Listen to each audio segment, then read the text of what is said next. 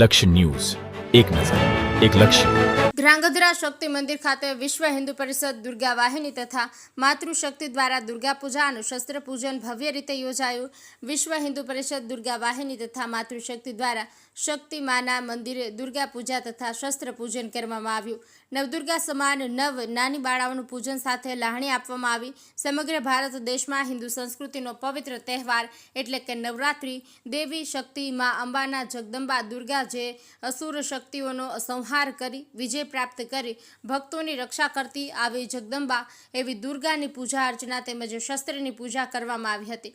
ધ્રાંગધ્રા શક્તિ મંદિર ખાતે વિશ્વ હિન્દુ પરિષદ દુર્ગા વાહિની તથા માતૃશક્તિ દ્વારા દુર્ગા પૂજા તથા શક્તિ પૂજા શસ્ત્ર પૂજા કરવામાં આવી હતી અને નાની નાની નવ દીકરીઓનું પૂજન કરી તેમના આશીષ મેળવી અને લાણી વેચવામાં આવી હતી। આ કાર્યક્રમમાં વિશ્વ હિન્દુ પરિષદ દુર્ગા વાહિની અને માતૃવંદનાના બહેનો બહોળી સંખ્યામાં જોડાયા હતા।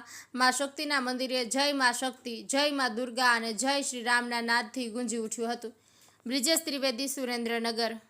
જય શ્રી રામ।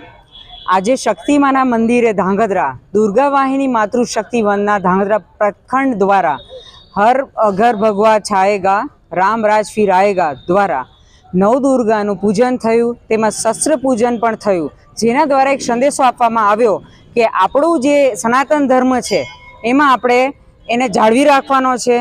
જય હિન્દ, જય ભારત। જય શ્રી રામ। આજ રોજ વિશ્વ હિન્દુ પરિષદ માતૃશક્તિ અને દુર્ગા વાહિની દ્વારા શક્તિમાના મંદિરે દુર્ગા પૂજા તથા શસ્ત્ર પૂજન કરવામાં આવ્યું। એવી નાની નાની 9 બાળાઓ જે માતાજી સમાન છે એને એનું પૂજન કરીને એને લાણી આપીને એમનું પૂજન કરવામાં આવ્યું અને શસ્ત્ર પૂજન પણ કરવામાં આવ્યું અને વિશ્વ હિન્દુ પરિષદ દ્વારા દુર્ગા વાહિનીની બહેનોને શસ્ત્ર પણ આપવામાં આવ્યા, જે ભવિષ્યમાં અમે એને ચલાવવા માટે અચકાશું નહીં એવું વડીલો દ્વારા અમને અમને પ્રોત્સાહન પણ આપ્યું।